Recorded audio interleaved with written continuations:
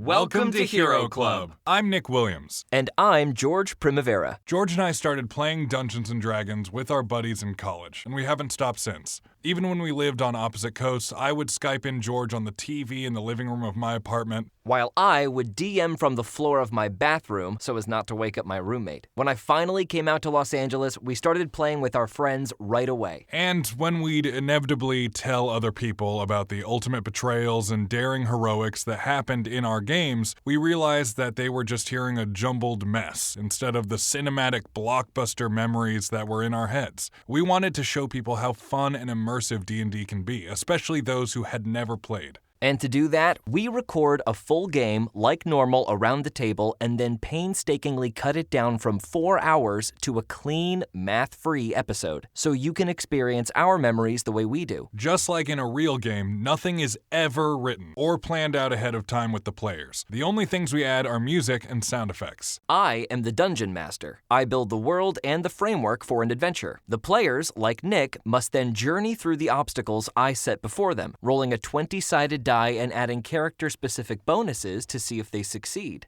If they beat the number I have in my head, then their action is successful. If not, it is a failure, and there may be consequences. We try to follow the rules of Dungeons & Dragons 5th edition as close as we can, but as the Dungeon Master, what I say goes, and there are some things I like to do differently. Each season is its own contained story, so find one that sounds interesting to you and start from the top.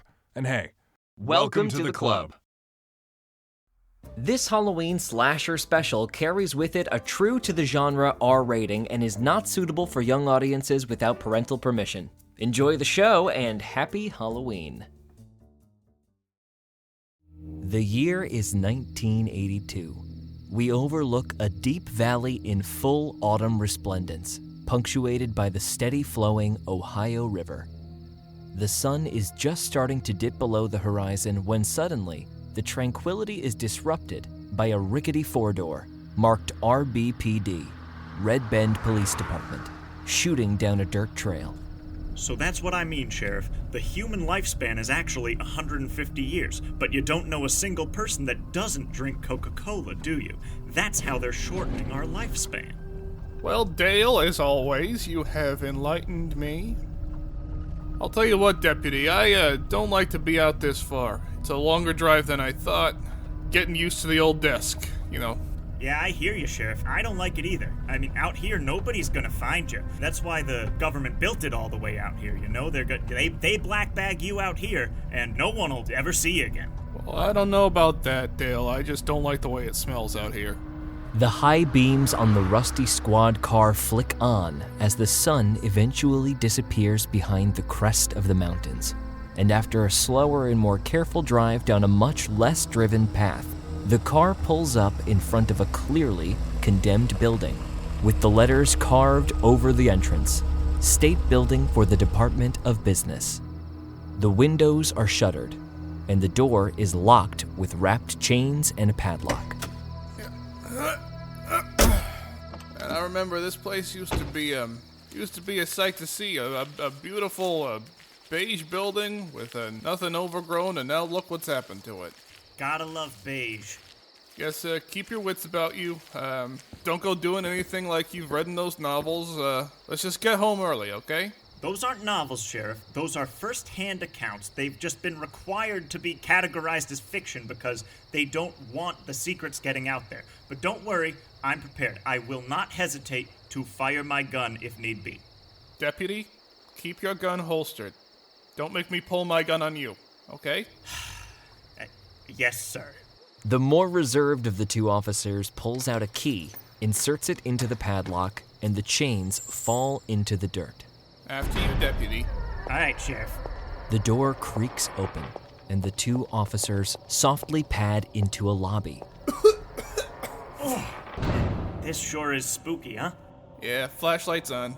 As the beams of light illuminate the hallways to their left and right, the officers spot a couple of hospital beds, pushed up against the wall haphazardly. The tile floors are scummy, and cobwebs hang from the ceiling in all directions. Somewhere deep in the facility, there's a clatter. A rat runs by. Ho! Just tell me again, why do we have to come all the way out here? The state is auctioning off this whole building estate. Mostly the college is looking for a new sports facility or something like that. I don't know. A lot of acreage, a lot more than just this building. Oh yeah, that's smart. Auction it off and start remodeling and, another 5-10 years and it's like the prisoners of war and secret tests were never even here. Dale. The sheriff shines the flashlight right in the deputy's face. Ah! Just go check and make sure there's not any teens having sex somewhere, and let's just finish our jobs today, okay? And don't pull your gun on them if they do. Just tell them to get dressed. We've had reports of exhibitionists around here every so often, so, You got it, Sheriff. Dale, gun in holster until you see something bad, alright? Yes, sir. Okay, I'm just gonna go down this right hallway if you need me. Okay, Sheriff, I'll just be going down this left hallway. The two officers separate. Dale, as soon as he is out of sight of his superior officer, unholsters his gun, Ready for anything. and finds an old door with several pieces of furniture slammed in front of it. What is that, some sort of barricade? As he creeps closer, he notices that a steel chair is wedged between the floor and the door, leveraging it shut. I'll just move this. Dale reaches down and pulls the chair free from the door. Open sesame. Dale has stumbled upon an enormous staircase leading downward. As he casts the flashlight down, he notices that it descends several floors. Secret lab. The sheriff, meanwhile, is traipsing through a hallway filled with windows. The moonlight shines through each individual window, casting an eerie bluish light on the floor in square patterns all the way down the hall. I want meatloaf tonight. Suddenly, there's a clatter behind the sheriff. The sheriff turns around very quickly with his flashlight. A few metal tools have clattered onto the floor, and you see a little rat tail disappear around the corner. The sheriff takes out a notepad and pen, flips it open, and writes, "A lot of rats. Should tell them about that for the auction." And then, the sheriff hears somebody call out. Hello? The sheriff goes to his walkie. Hey, Dale? Hey, Dale, if you can hear this, I got a woman, I think, calling for help. So, I think teens having sex might be going on here, so I'm gonna, I'm gonna take care of this one, alright? The sheriff unholsters his gun and starts moving towards the sound. Deep in the basement, where the radio frequency is unable to penetrate, Dale creeps along an obviously very advanced medical facility laid out across the basement. Old dusty contraptions line the walls. Hospital beds are overturned here, and much of the glass is shattered. Some of the muck and grime on the floor has patterns of movement rubbed into it. Dale scans over the signs of movement with his flashlight, pointing the gun in the direction of the beam at all times. Yeah, there's definitely something hinky going on here.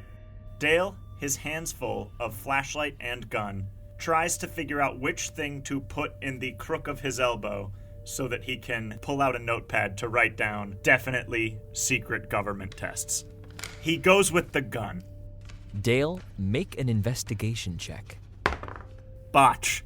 Dale begins shuffling through papers he finds on a large desk, but is quickly bored as much of the material has black lines over the text, and that which is decipherable is incomprehensive. What the hell is this? It looks like they let some kid draw on all the papers. Dale goes on to investigate the rest of the basement, completely missing on the wall behind him, written in blood, "God have mercy on our souls." Geez, Lou, you'd think that the secret government lab would have some more interesting stuff to find.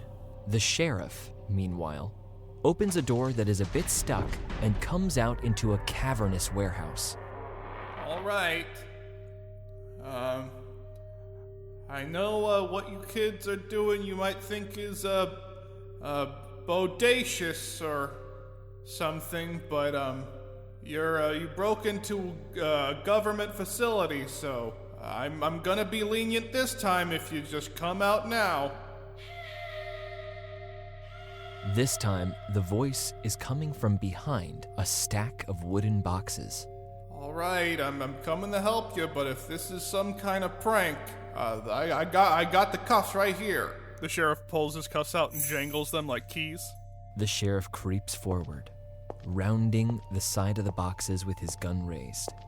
A little bit of the moonlight is casting a very human-like shadow on the wall that the sheriff can see, clearly a long-haired woman. Now, the call for help is a bit louder. All right, ma'am.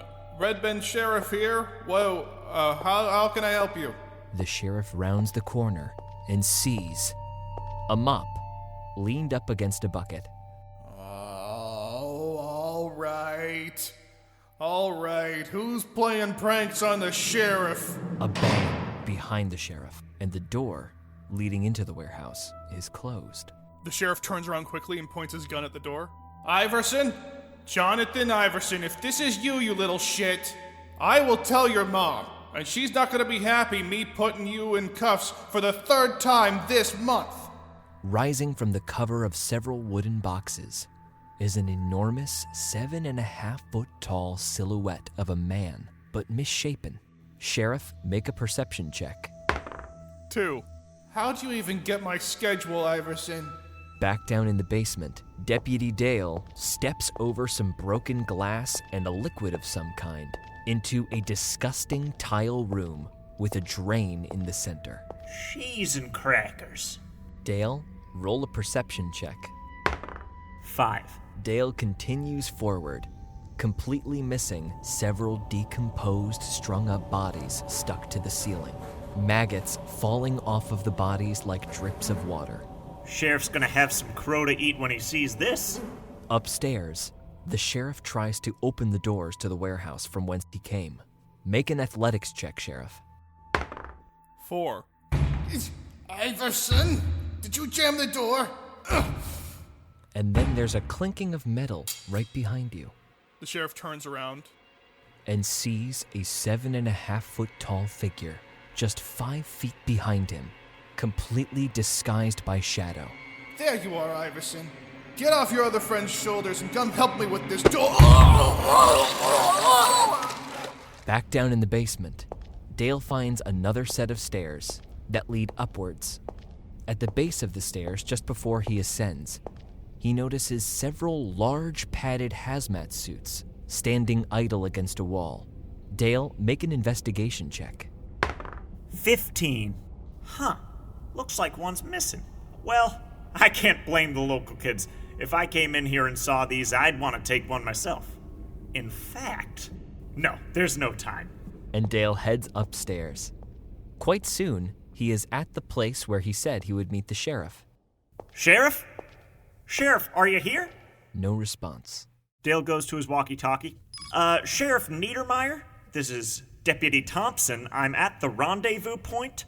I repeat, I'm at the rendezvous point. The radio crackles for a moment.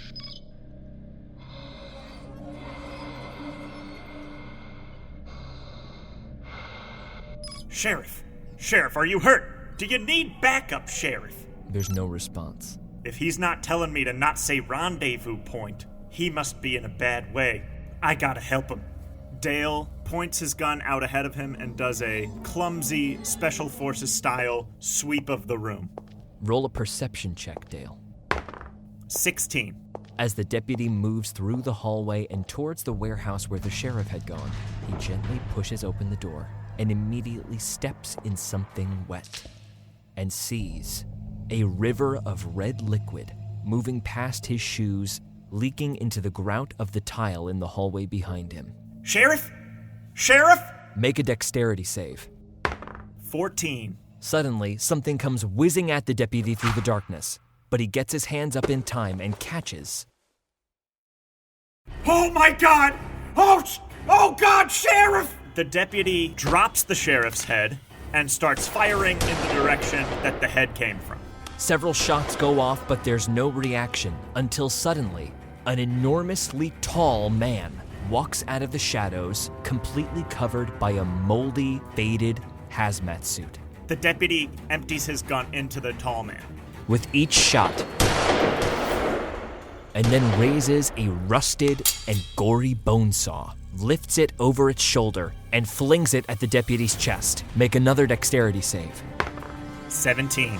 The deputy ducks and begins to sprint away back down the hallway. Yeah! Oh, geez, Lou. The deputy makes it outside and begins to scramble towards the car. Gotta make it. Oh. The deputy realizes as he gets into the driver's seat that he doesn't have the keys. Oh, got the keys. Dale frantically reaches into the back and pulls out the shotgun, his hands shaking as he loads it. Deputy, make a perception check. Nat 20. The front door of the building slams. Figure begins to stalk towards the car, now raising an enormous sledgehammer above its head. Dale cocks the shotgun and steps out of the car, aiming the weapon at the silhouetted figure. Roll an attack. 14. The buckshot riddles the suit, and the figure stops for a moment, wavers slightly. The deputy fires again. Nat 20. The second shot takes the figure off of its feet and slams it back down into the dirt. Oh my God! Oh, I did it! I did it! The deputy runs over to the prone figure, plants a boot on its chest, and aims the shotgun down on its head. It does not move. I don't know who you are, but you're under arrest for the murder of Sheriff August Niedermeyer. Now turn over and put your hands behind your back. No response. Dale takes his foot off of the huge man's chest. All right, roll over and spread him. And then the figure sits up like a bullet. Make a dexterity save. 19. As the figure gets up into a standing position, with alarming speed, the deputy is thrown backwards against the car. Dale levels the shotgun at waist height and attempts to put another round into the suit. 16. The suit goes to its knees, but still attempts to regain its footing. Dale smashes the butt of the shotgun into the mask, attempting to knock the perpetrator back over, still intent on arresting him. 19 again. After fiercely bashing the figure in the head, a hand shoots up and grabs the deputy by the neck. The figure's other hand goes to its neck. With one smooth motion, pulls the helmet off. And all we see is a brilliant white light.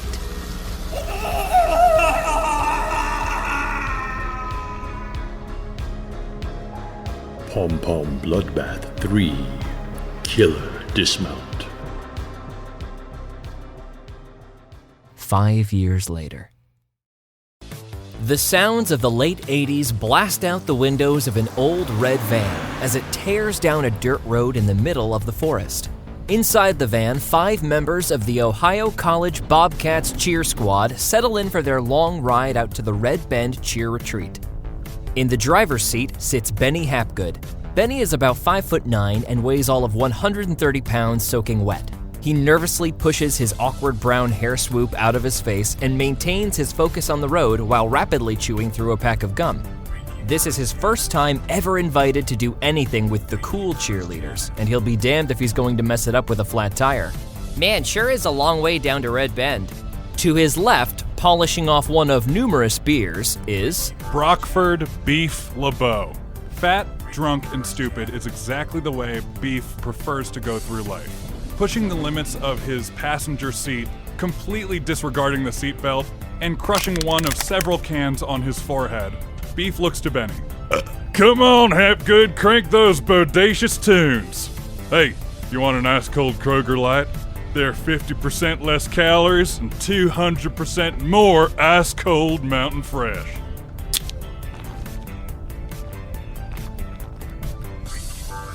Oh yeah. Aw man, Beef, that sounds really refreshing, but I should probably keep my eyes on the road, thanks. Good for you, more Kruger Light for me. In the back seat, 2 members of the squad unlock lips to throw in their 2 cents. Kimberly, Mann. And Drumston Drum Carrington.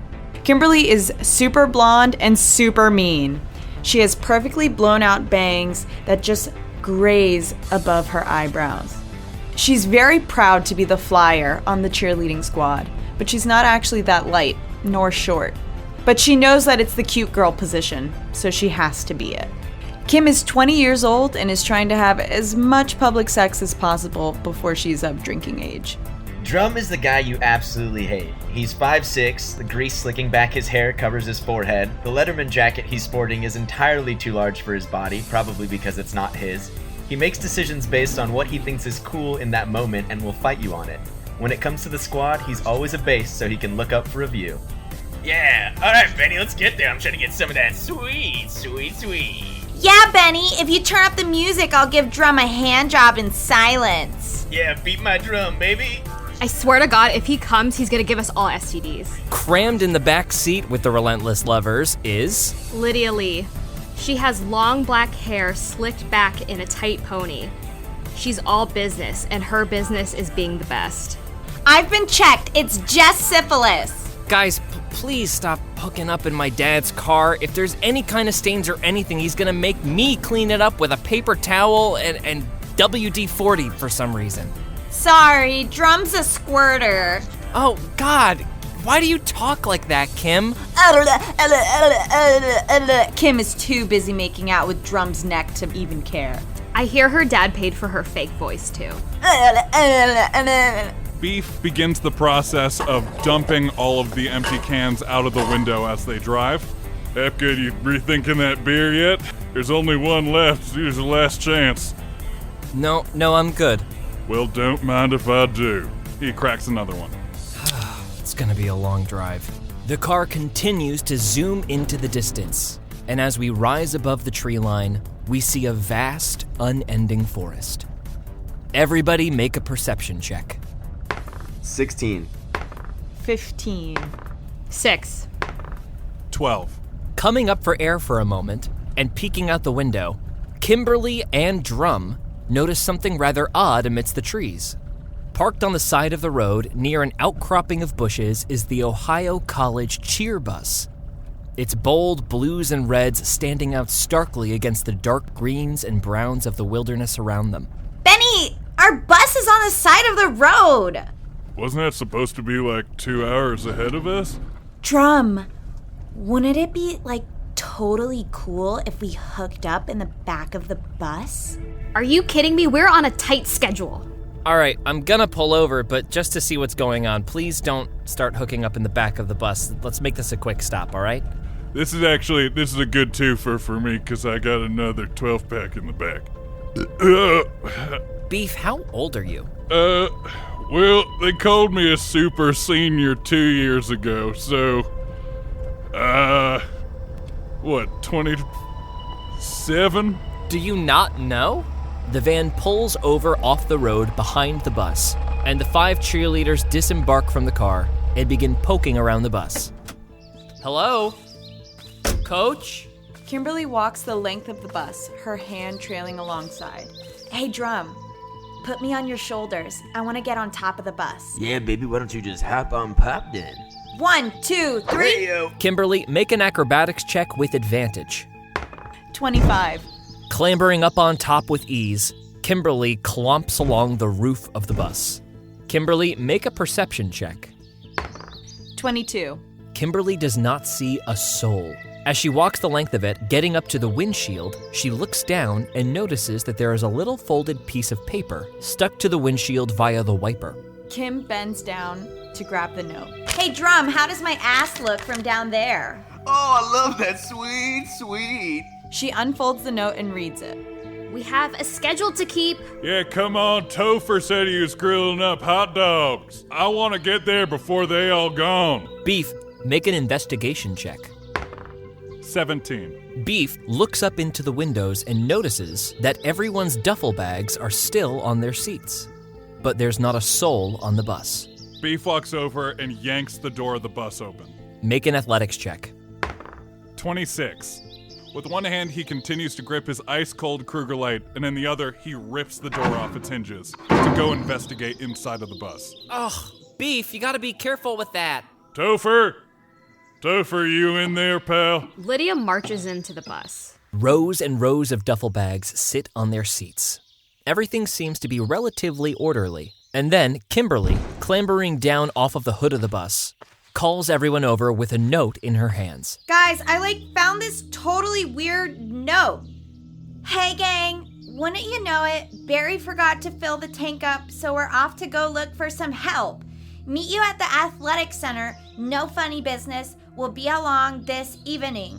Also, please do not touch the bags that do not belong to you. Coach BD. Beef is aggressively rifling through the bags looking for snacks. Make an investigation check. 9. Beef emerges from the bus snackless. Lydia, make an investigation check. 5. Lydia checks the fuel gauge and does indeed find it to be empty. Ugh, they would be unprepared. Let's go, guys. Wait, so are we just going to the athletic center without everyone? That's what I'm saying, Lexi. This is totally weird. My name's Benny. I said that. Well, Lexi's trying to make us go. She's being a total fucking bitch. My name is Lydia. Oh my fucking god, that's exactly what I'm talking about. All right, everybody back in. Okay, but I'm driving. No. You're bad at it. Make an intimidation check. 21. Okay, but you're gonna drive careful, right? Don't tell me how to do things. Okay. Me, yeah. Get in the back, Benny. Lydia grabs the keys and marches to the driver's seat. Okay, so to drive stick, you have to... Don't tell me how to do things. Okay, but if you grind the gears, there's gonna be a... Shh. And Lydia turns over the ignition. As the group peels away, we see, underneath the back left wheel of the bus, a body lying still in the mud, and where its head should be, the tire, sinking 2 inches in a puddle of gore, oil, and water. Keys lie in the dust several feet away from the bus. Several hours later, the squad pulls up in front of the Red Bend Athletic Center, the car now smoking both from the exhaust pipe, tires, and hood. Horrible grinding sounds come from the car as Lydia finally throws it in park. Wow, you did a great job. Benny looks sick to his stomach. I know. She tosses him back the keys and gets out of the car. It's worth it, because then they'll like you. Benny gets out of the car. Beef opens the passenger seat door, and a cascade of cans fall onto the ground. He sort of kicks them out as he gets out himself. Oh, hell yeah, look at this place. The complex spans across several acres, all bordering the Ohio River. A couple of dormitory buildings are nestled in a grove of trees to the west. The main building lies adjacent to the river to the east, and a storage building sits between the two. Outside, trees are scattered wantonly except for a grassy clearing painted roughly to look like an amateur football field. And next to that is the feature of the facility, an enormous in-ground trampoline, complete with elevated platform and bungee cords. Everybody make another perception check. 15. 3. 17. 14. Lydia, distracted by a bit of dirt that is splashed up onto her otherwise pristine shoes, is the only one not to notice a blue Jeep out front. Oh shit, that's Amber's car. Todd, Mikey, Beth, and Hoagie were supposed to be coming with her. Hey, Todd! Hey, Todd! No response. Hey, Hoagie, you around here? So, should we put our stuff in our rooms?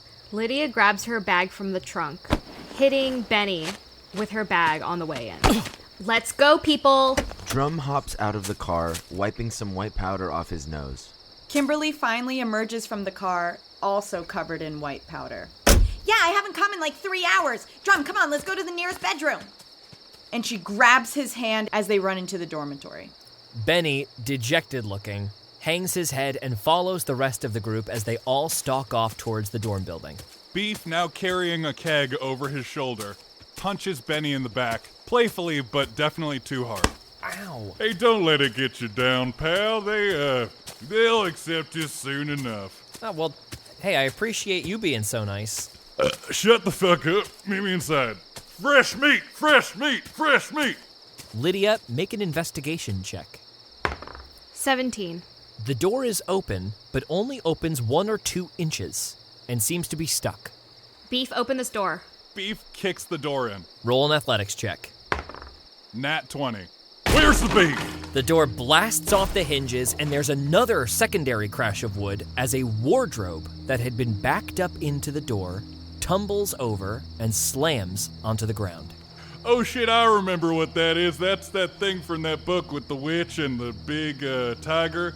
And the kids went into one of them and they came out and they were kings.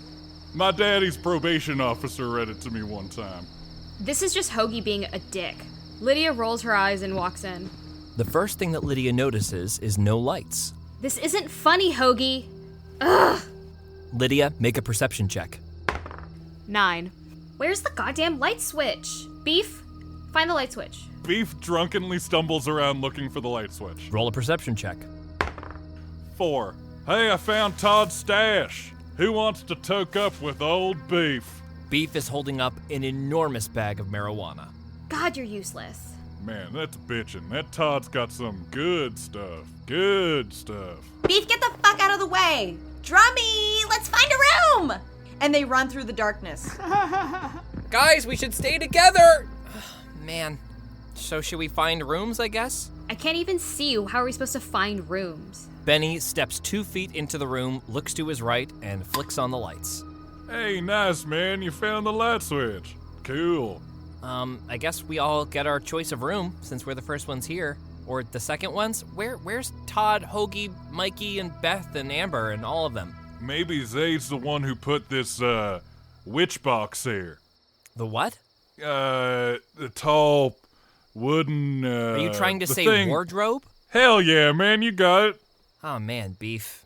I mean, witch box. You know, like that book that my daddy's probation officer done read to me when, back, you know what, I told you about that when my parents was doing, 2 different stints for murdering each other's cousins. Yeah, you told me on the ride multiple times. It's maybe the most interesting fact about my life. And Benny walks off to find his own room. Hey, Lydia, where you bunk? You could bunk with me if you want. Hell no. Okay, sounds good. Beef walks off towards the dormitories. We cut to each member of the cheer squad as they settle into their rooms. Lydia sits on her bed, takes out a large binder from her backpack, and goes over the itinerary for tonight. Beef gets into his room and plops down on his bed, bouncing up and down a couple times, admiring how springy and nice the mattress is. Oh man, these are nice and new rooms, huh? Nice and clean in here too. Oh hey, look, there's a little mouse. Hey mouse, I'm gonna call you Jet Ski. Drum stands at the end of the bed butt naked. He dances erratically to seduce Kimmy while he key bumps some sweet into his nose. Let's do that thing where you pick me up and squeeze me like you're trying to squeeze the juice out of me, baby. Like I'm an orange and you're a juicer.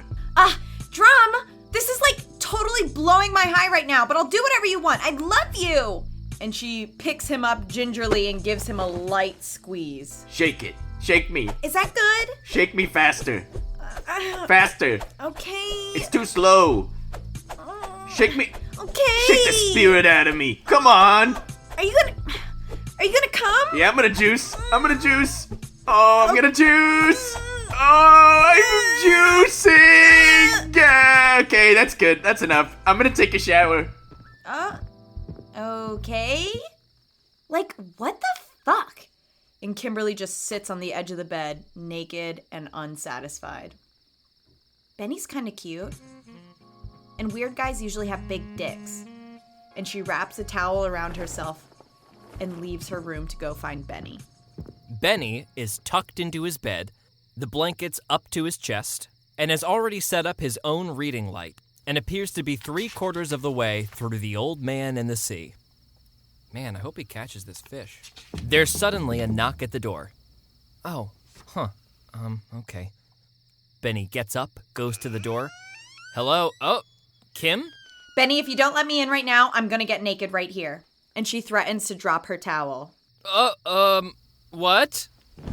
Oh no, I'm naked. Oh! Benny immediately throws his hands to his eyes. Kimmy, you dropped your towel. Benny, you're doing this wrong. And she closes the door behind him. Doing what wrong? Benny, I'm here to hook up with you. Oh. Wow. Benny's cheeks flush red. Wow. Kimberly, you're so cool and you're so hot, but I'm saving myself for marriage. I can't have sex with you. What? Well, I just believe that when I find the person that I will truly fall in love with, I want that sexual experience to be all it can be, you know? And while I appreciate that you find me attractive... What the fuck? You're such a fucking dork! And she hastily picks up her towel and stomps out of the room to find Beef. Maybe we'll tell our kids this story one day. In Beef's room, there's a knock at the door. Beef, it's me. Open the door. Oh, hey, Kim. You want to get fucked up? Well, hell yeah. I thought you'd never ask. Beef excitedly walks back into the room. All right, which one do you want to do first? The Jack Daniels? And Beef pulls out a huge handle of Jack Daniels. Or the Mary Jane? Beef pulls out the biggest joint you've ever seen. Todd's stash bag is discarded empty in the corner. Well, first, I probably want to shotgun a light Kruger beer because it's ice cold and delicious. Hell yeah, that's that Mountain Fresh. Beef passes her a beer and then shakes one of his own up and bites into it, shotgunning it. Oh God. Beef, can you pass me a key? Beef quickly finishes his shotgun and bites into her can before putting it up to her face. Oh my God. Hey, you're not wearing any clothes or nothing. After about 30 minutes of getting their things in order and general decompressing through various methods, the group eventually meets back downstairs in the dormitory building. Kimberly, Beef, both of you roll Constitution saves. 18. 18. You both take 2 levels of drunkenness, and you will have a -5 penalty to perception checks. So should we check out the main building, maybe see if Todd or Hoagie or Beth are there? Oh, hell yeah, great idea, Benny. I bet Hoagie's whipped up one of his signature pizzas. I'm really hungry. Well, the kitchen's supposed to be in the main building, so I bet we could find a snack there. Benny, have you ever heard of a weed apple? A weed apple? It's this thing where you mash up a bunch of weed and you put it into a big ball and then you take honking bites out of it and hork it down. It's supposed to make you way higher, which is what my cousin Skeeter said. But then when we tried it up there, I was horking down chunks of that weed apple and I was just getting sicker and sicker. Guys, Nationals is in 2 weeks. No more weed, no more Kruger, no matter how delicious and ice cold it is. Get your shit together. Kimmy, I gotta thank you for juicing me so good. I was in the shower for at least an hour replenishing my liquids. Yeah, Drum, anything for you. That's what I like to hear, baby. Come on over here and plant one on my Adam's apple. Ugh, as if. All right, let's go. And the group walks out of the dormitory building and heads over to the main facility. The sun has now dipped below the tree line, and it's getting quite dark quite fast. Everybody make a perception check. 18. 8. 16. 19. Hey, which one of you left the front door open? I ain't been in there yet. Lydia, you go in there? No? What are you implying? Go away. Yes, ma'am. Drum, obviously none of us did this. We just got here. Right, Lydia? She whispers to Lydia. Girl power. Ew. All right, guys, let's stop fighting and just see if we can find Todd or Beth or Amber or something. And Benny starts to head towards the front door. Lydia pushes past him and leads the way. Or I'll follow. That's fine too. I swear to God, Benny. What? Benny looks to Beef for some reassurance. Beef is staring into the middle distance and missed all of that. The group carefully heads into the very dark building, again searching for a light switch. Everybody make an investigation check. 18. 9. 18. -1. Beef and Drum both find light switches at the same time, flicking them on, and a hallway to the left and a hallway to the right immediately illuminate. Hello? Where's the beef? Hoagie. Amber? Todd. Beth? Coach Dorner? Where are you guys? Lydia storms down the hallway to the left. Oh, all right. Benny follows along after her. Lydia turns. No, you go down that way. I think it might be better No. if we stick together. Okay. No. All right. No. Beef raises his hand. I'll come with you down in that hallway. I'll make sure it's safe or whatever. Fine. I guess you're strong.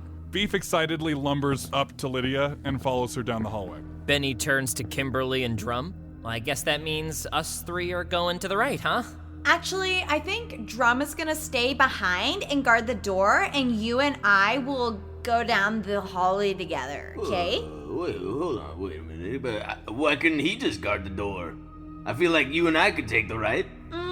You're like stronger, baby. Just stay by the door. And she grabs Benny's hand. Oh. Wait, but why are we even guarding the door? She runs down the hallway before Benny can finish his sentence. Drum is left standing alone in the lobby. I guess it's just me and my thoughts.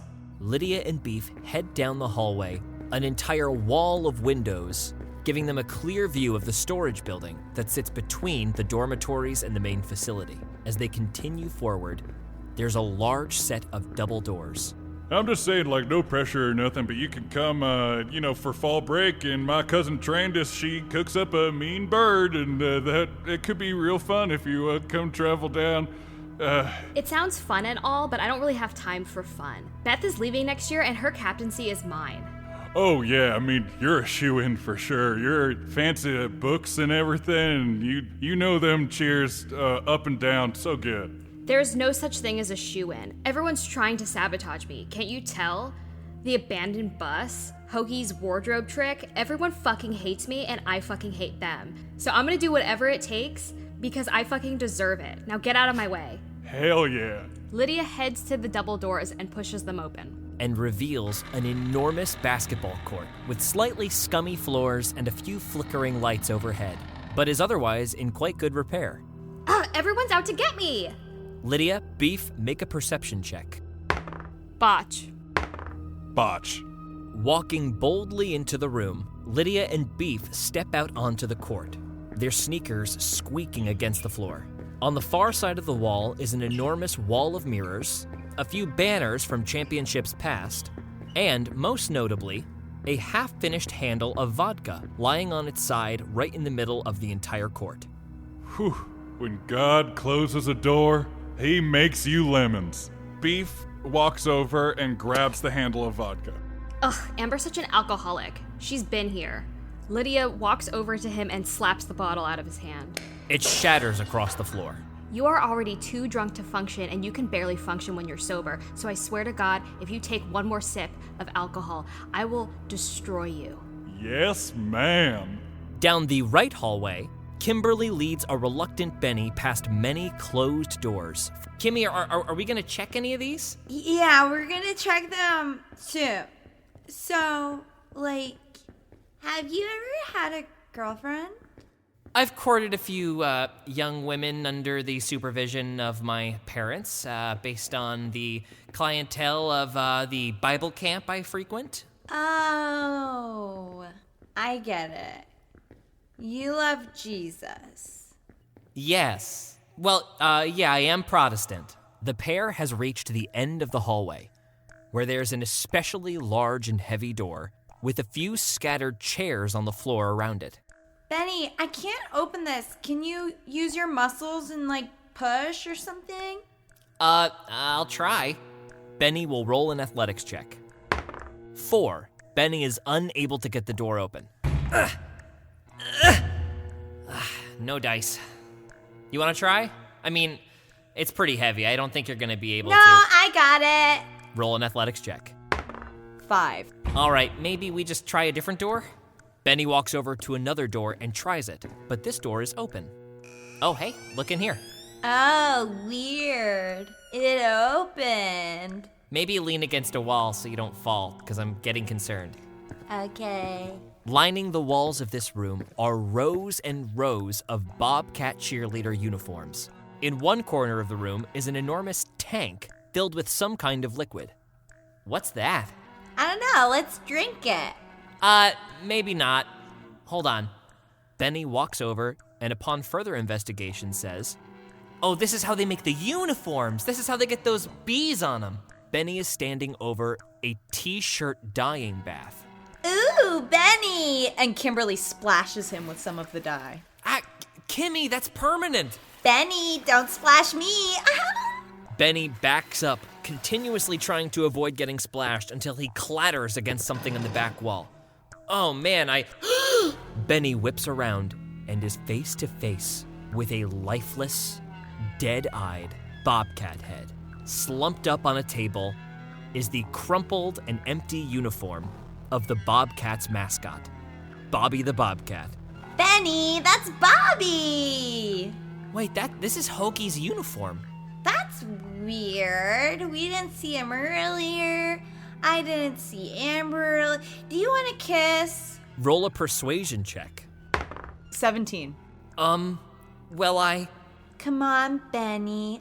I just got a new chapstick, so my lips are soft. Okay, but no tongue. Anything you say, Benny. Outside in the lobby, Drum kicks a little bit of dirt with his sneaker. Freaking Kim leaving me alone over here? Maybe I got a little...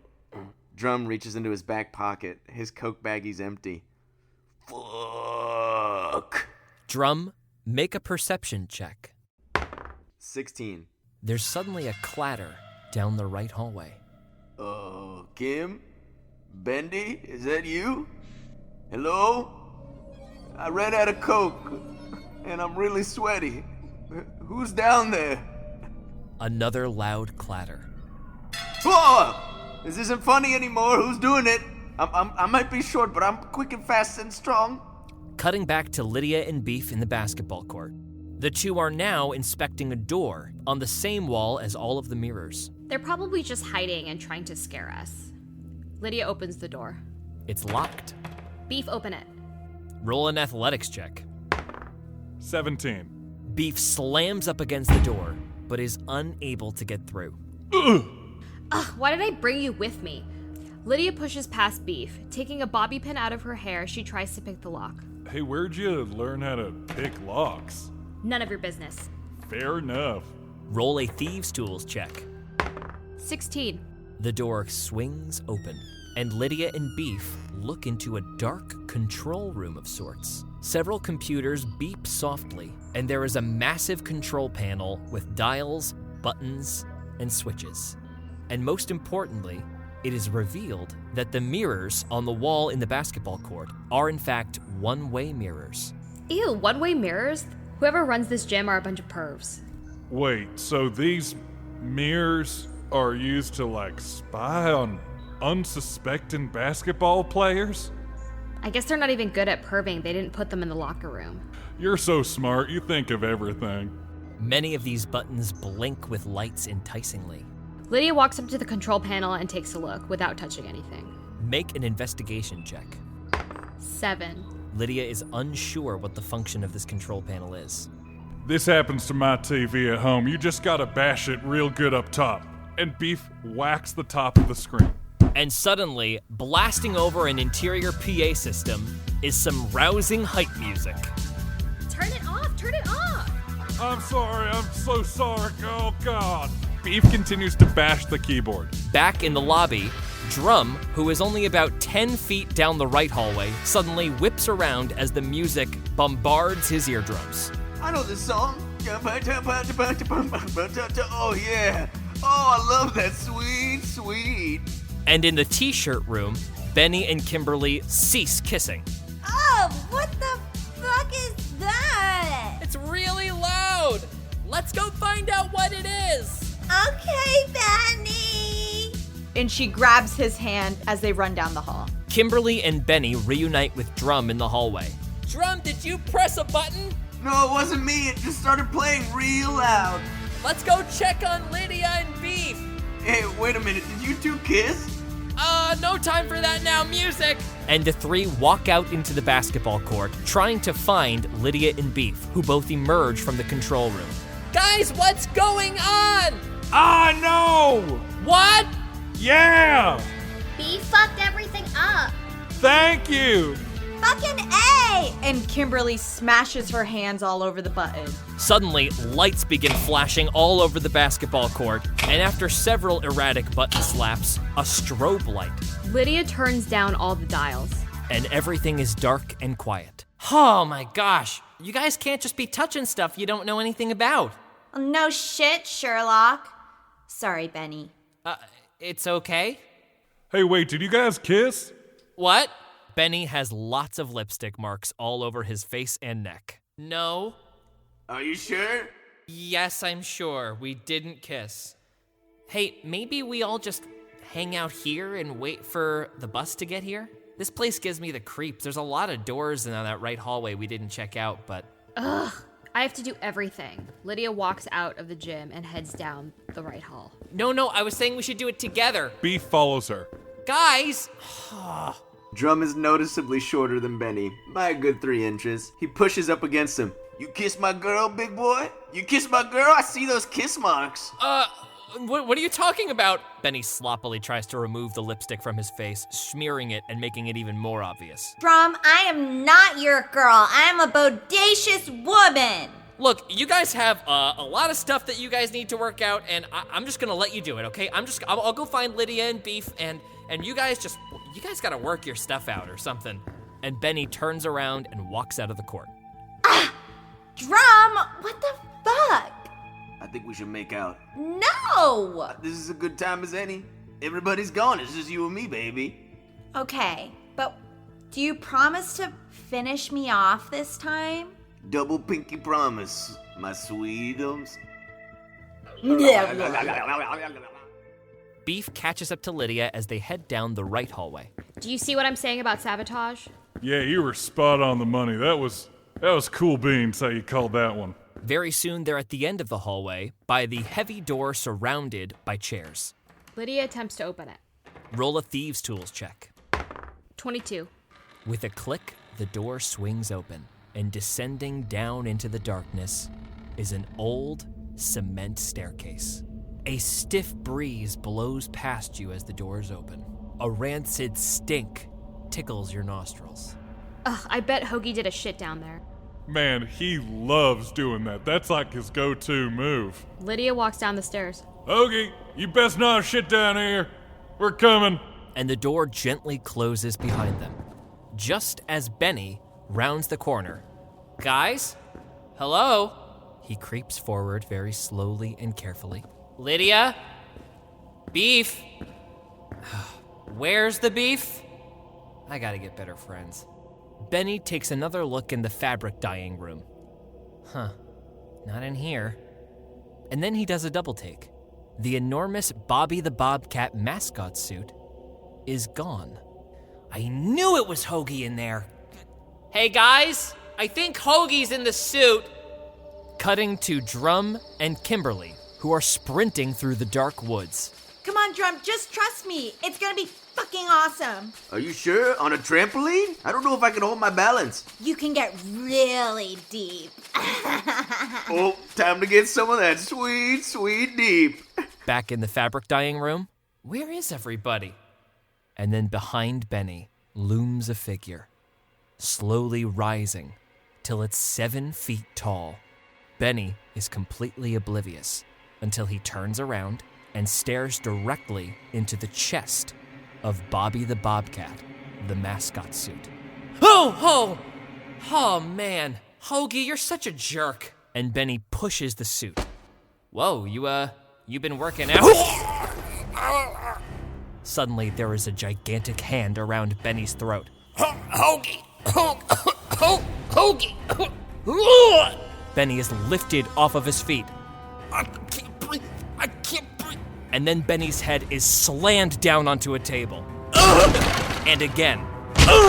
Blood sprays across a white table and onto a few laid out pristine uniforms. Benny looks around dazed, unable to find the mascot suddenly. And then he is grabbed from behind and shoved forward, now being forced into the fabric dye. Wait! Benny kicks and jerks around as hard as he can, but 2 hands hold him steadfast. Benny's body twitches. A few more bubbles rise to the top, and then Benny is still. He flops onto the floor with a thud, and then the mascot walks out of the room. In the basement, Lydia and Beef open one more door at the bottom of the staircase, this one slightly ajar.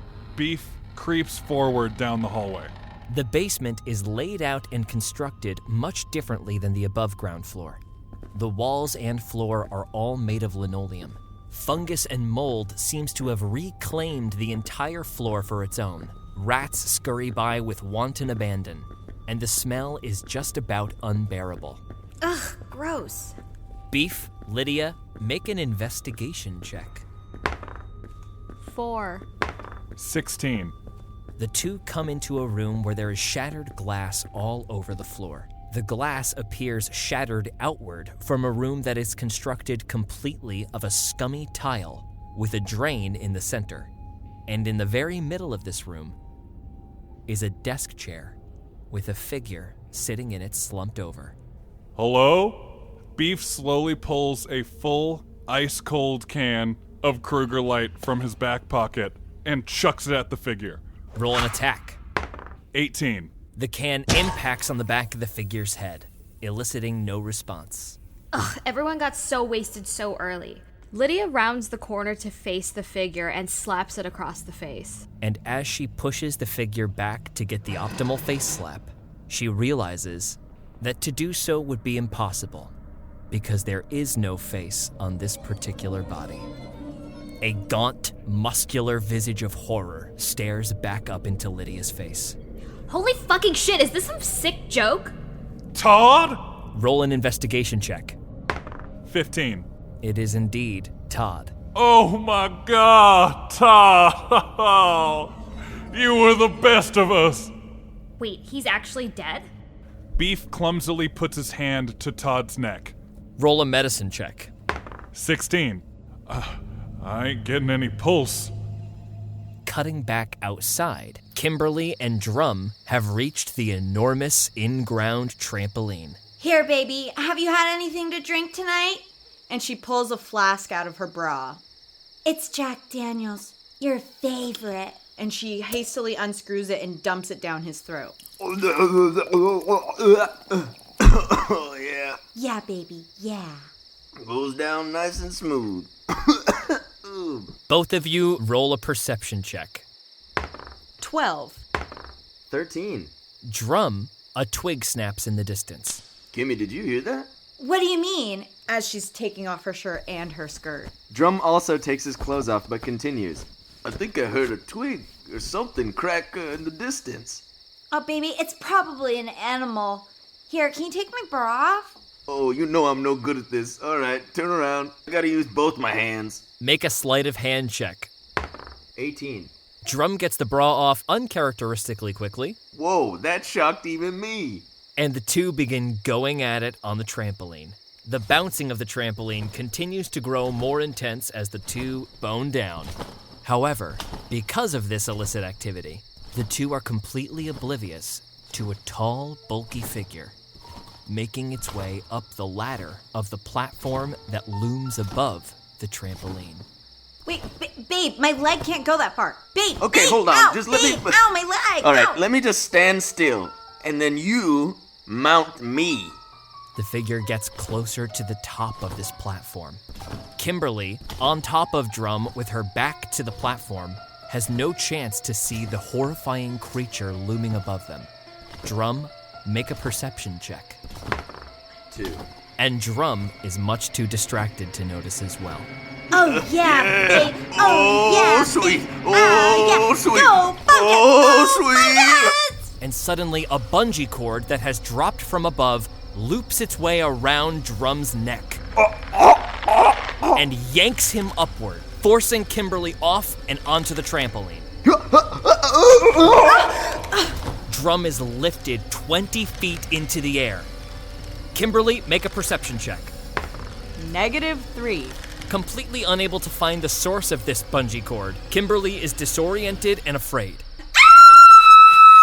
Kimberly, naked, gets the fuck out of there. Kimberly takes off into the woods, leaving Drum hanging from a bungee cord by the neck, being hoisted higher and higher into the air, until finally he is eye level with the dead-eyed mascot, Bobby the Bobcat.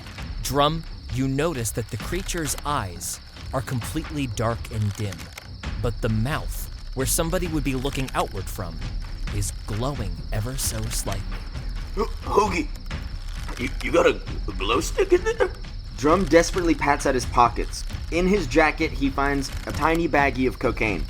He quickly smashes it into his nose and mouth, rubbing it vigorously. Rage! Drum, make an athletics check as you begin to struggle against the bungee cord. 17. Wiggling about and hoisting himself upward using his upper body strength, Drum unhooks his neck from the bungee cord and now simply clings to it with two hands. But looking down, he sees that he is at least 50 feet in the air above the trampoline. Oh fuck, don't let go, okay? Kimmy, where are you? The mascot begins to pull and release the bungee cord periodically, causing Drum to move in a swinging pendulum motion, drifting further from the mascot and then suddenly nearer. And the mascot ties the bungee cord off, giving it one more jerk to tighten it, reaches down to the ground, and lifts up a comically large hacksaw.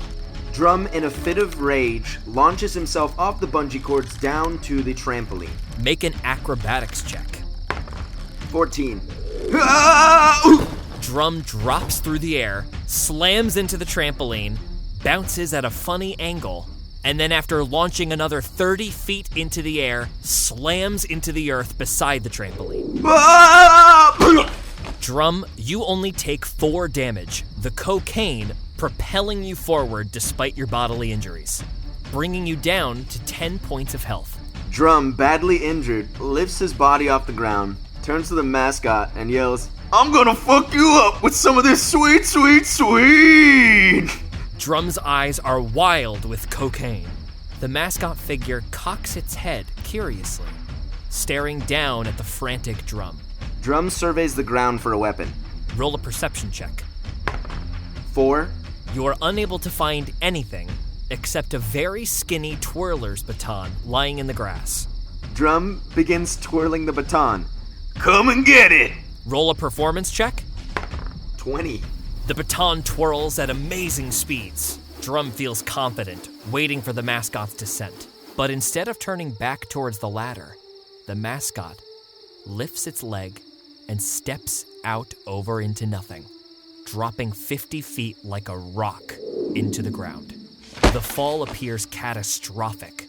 The suit almost buckles in on itself. The legs slam into the earth so hard that the rest of the suit follows, and the mascot lies completely still.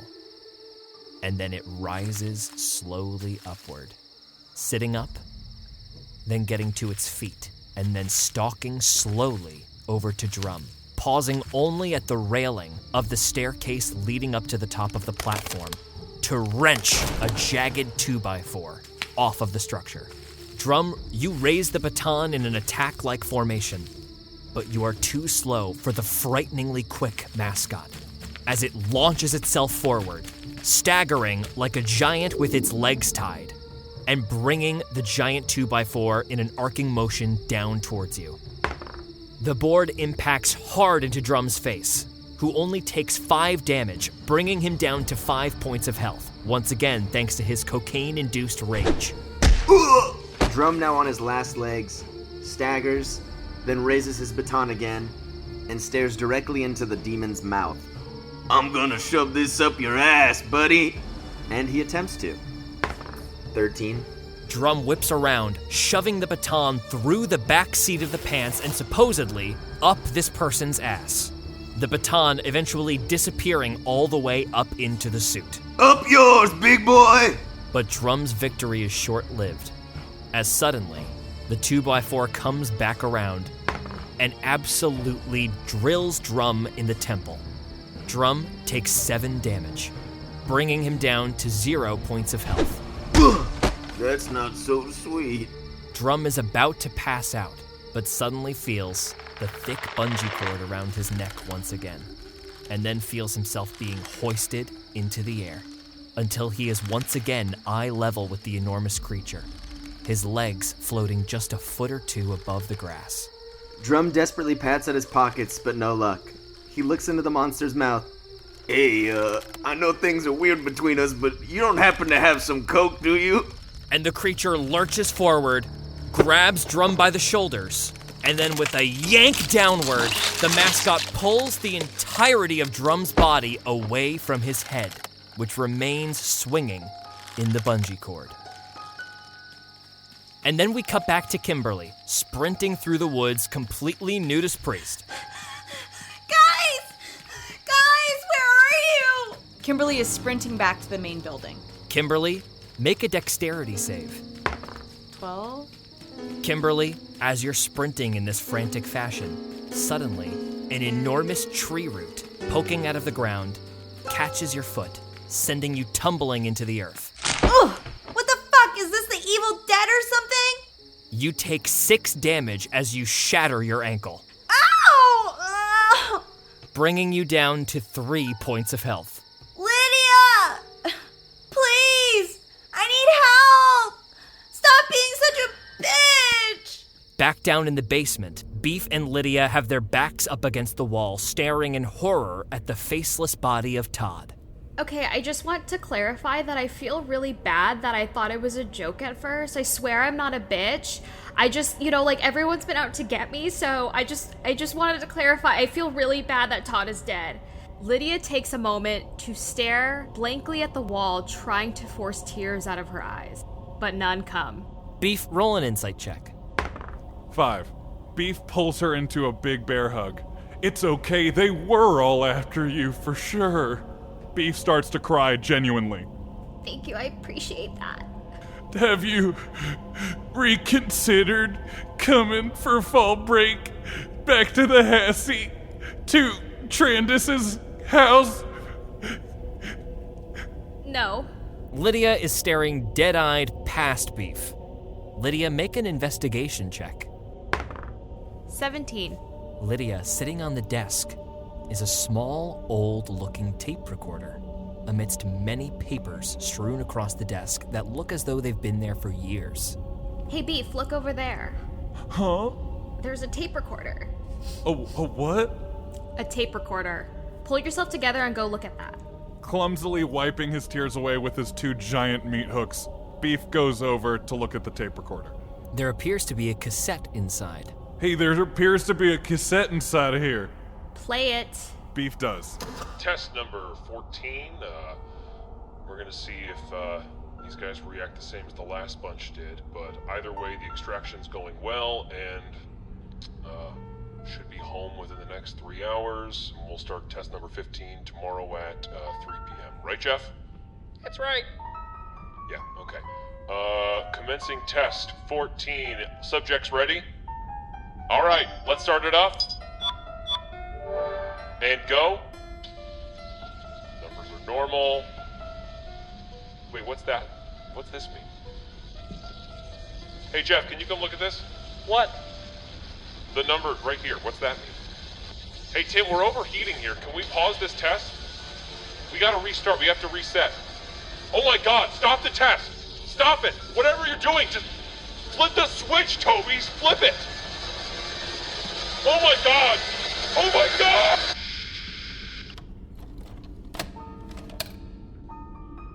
Man, that test sounds really hard. We have to get out of here, now. Lydia charges back up the stairs. Kimberly, outside, make a perception check. 4. You're not sure from where, but far in the distance, you feel like maybe you hear a car. Oh my God. Oh my God. Help! And sure enough, coming from the direction of the football field and through the trees, you see headlights poking their way through the darkness. Oh my God. Amber? Is that you? Mikey? The engine gets louder, the headlights illuminating Kimberly against the dark, muddy grass. Make another perception check. 21. And then it's immediately apparent that it's no car, but instead, an industrial-sized lawnmower moving towards you at approximately 15 miles an hour. Oh God. Is that a John Deere? What the fuck? She starts to scramble away from the lawnmower as fast as she can, which is very slowly. Kimberly, make a constitution save. 14. Kimberly is able to clamber to her feet, bracing herself against the pain, and limp runs back towards the facility as fast as she can. But the lawnmower is gaining on her. Kimberly, make another constitution save. The headlights now flip on to a brighter degree. 18. Kimberly turning around frantically and seeing just a lumpy, large figure in the driver's seat, finds an inner strength within herself and just about full sprints all the way back to the facility. Make one more Constitution save. 13. And just as you get to the stairs, your ankle snaps and gives out completely, sending you into the grass. Oh! Oh no! Drop, you fucking dweeb! This is all your fault! And then, Kimberly is sent to the grass in 2 different directions.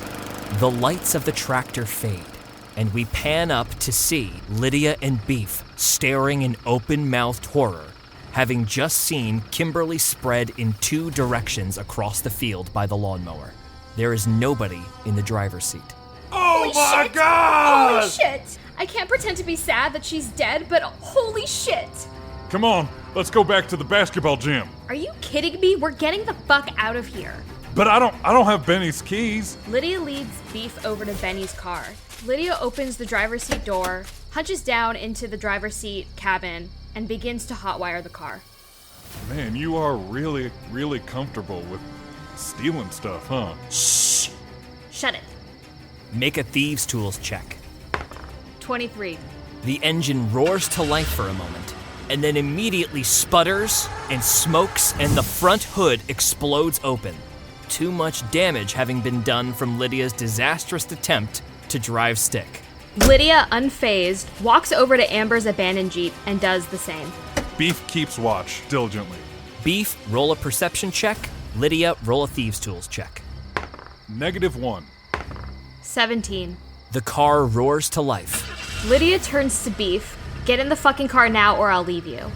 And Beef is gone. Lydia jumps into the driver's seat and drives away. The car peels through the mud and takes off into the night. Beef. Your eyes flutter open. Immediately you notice that you are inside, back in the basement from whence you had come, and you are strapped to a hospital bed. Nobody else is around, but there does appear to be a clattering and a shuffling in the distance, but still in the basement with you. Jet ski? Is that you, little buddy? You gotta help old Beef out. Beef, as you fully come to, you feel a searing pain on the side of your head. You have taken 7 bludgeoning damage from an unseen source, bringing you down to 6 points of health. Oh, another concussion for old Beef. Beef attempts to break out of his shackles. Roll an athletics check. Botch. You are bound exceptionally tightly with thick, enormous chains. And suddenly in the doorway, having heard your struggle, is the 7-foot-tall bobcat mascot, staring at you silently and ever so still. The mouth glows very slightly in a pulsing-like fashion. Why don't you let old Beef free so we can settle this mano-a-mano, you hoagie-killing bastard? The mascot steps forward and grabs the foot end of the bed, pulling you along on rickety, squeaking wheels. Help! Lydia, help! Lydia! Into a different room, this one seeming like more of an office. In fact, it looks strikingly similar to the control panel adjacent to the basketball court. And similarly, there is yet another room covered in tile with drains in the floor that you are suddenly pulled into. Sitting on each chair in the control panel room are round, small objects, about the size of a bowling ball. Seeing you craning your neck to look at these obscure objects, the mascot obliges you a view by picking each object up individually and placing it on the bed with you. The heads of Amber, Hoagie, Beth, and Mikey, and then moves its arms in a presenting-like fashion. Oh, no! The creature then stands up on your hospital bed, looming over you with all 7 feet, staring down on you with the dead mascot eyes. And the hands move to its head. Hoagie, is there still a chance that this is all some hilarious cut-em-up of yours? Beef looks quickly down to Hoagie's head in his lap. Oh, right. and the mascot twists its own head 90 degrees and then lifts it upward, and a white light explodes in the room. Beef, make a Constitution save. 12. Oh, what is that? It's so bright. Oh, God, it's so bright. What the hell, man? What the hell, man? Oh, my God, it's too bright. It's too bright. Oh, my God. Shit, man. Shit. Oh! Beef's skin begins to boil and blister all over his face and arms. The burning intensifies and the skin begins to slough off of his body. And then all is still as the mascot head slams back onto the body, and on the bed is just a pool of slush. Meanwhile, Lydia is tearing back up the dirt road, as far away from the Red Band Athletic Facility as she possibly can get. And then she notices that there is a stirring in the back seat. Lydia adjusts the rearview mirror to get a good look. And sees Benny. Oh my God, what are you? Oh, Lydia, you're okay? What the actual fuck, Benny? There was a big masked guy. He put me inside of a tub of water, and he tried to... Where's everybody else? Dead. Now shut up and let me drive. Dead? What do you mean dead? Shut up and let me drive. Lydia, did you kill everyone? Oh my God, no! Some creepy tractor without a driver killed Kim. I don't know where Beef went. And honestly, Drum was brain dead anyway. So what about the squad and everyone? You're taking this in stride and it's really freaking me out. If I didn't take it in stride, we would be dead by now. Huh. Yeah, I guess. We should go to the police. Fine, we'll go to the police. All right. We're pretty far from town, but I think they saw a sign a couple of miles back. Lydia follows the signs out to the nearest town. It's about 5 a.m. when they pull into the police station. Lydia leads Benny into the police station. The police station is bustling and very busy. I need help here. A beleaguered woman finally looks over towards Lydia. I'd like to file a report.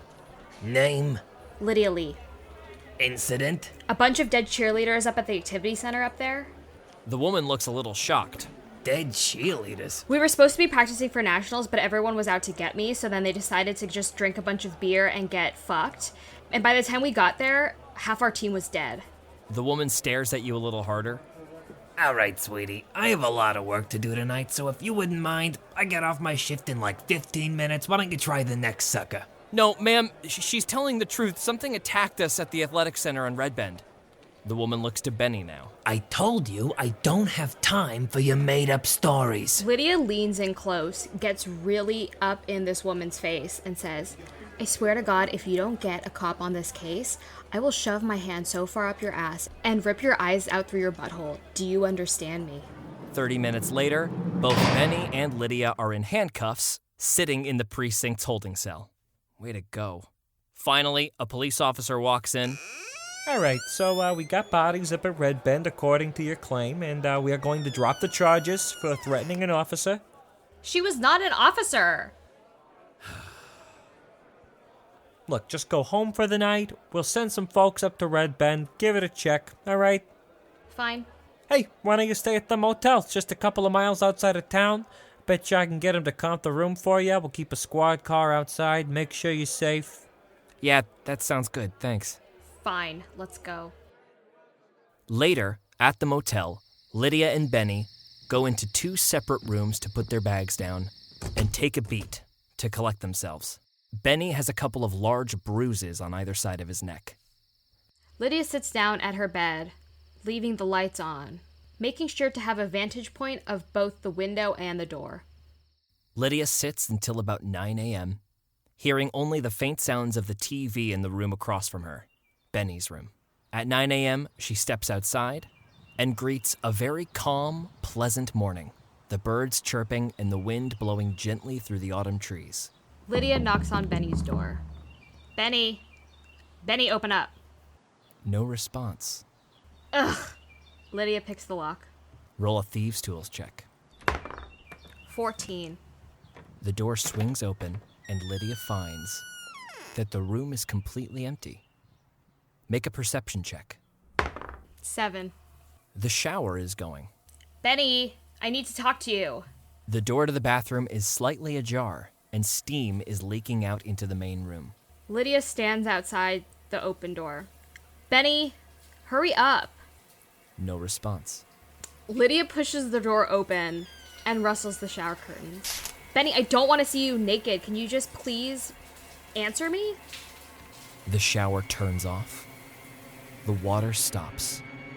And the shower curtain slowly opens to reveal.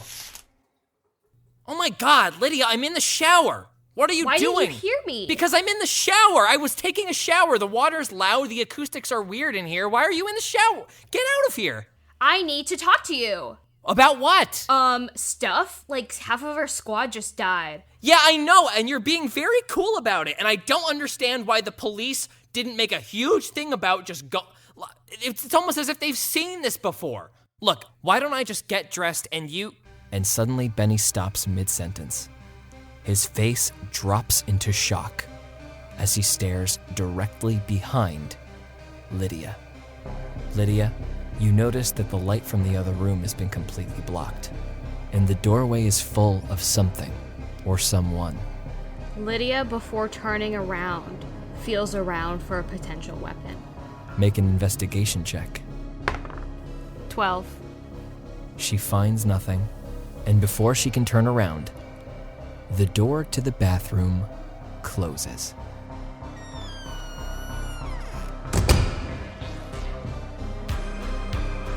Pom Pom Bloodbath 3 Killer Dismount. Starring Jasmine Chiong as Lydia Lee, Nick Williams as Brockford, Beef Labeaux, Marcos Gonzalez as Drumston, Drum Carrington, Natasha Krause as Kimberly Mann, featuring Dylan McCollum and Marty Abbe-Schneider as Sheriff and Deputy, and George Primavera as Benny Hapgood and your Dungeon Master.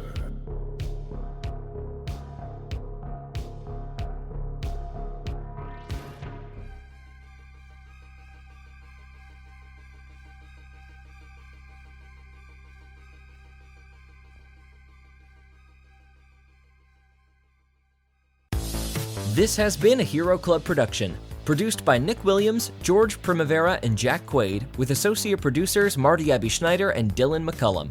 Theme song written and recorded by Zach Carlson, aka Famous Friend. Special thanks to Kevin MacLeod and Chill Carrier for their amazing music, Mage Hand Press for their genius D&D 5th edition homebrew, Marty Abbe-Schneider for his amazing artwork, and Ali Catanese, our hero.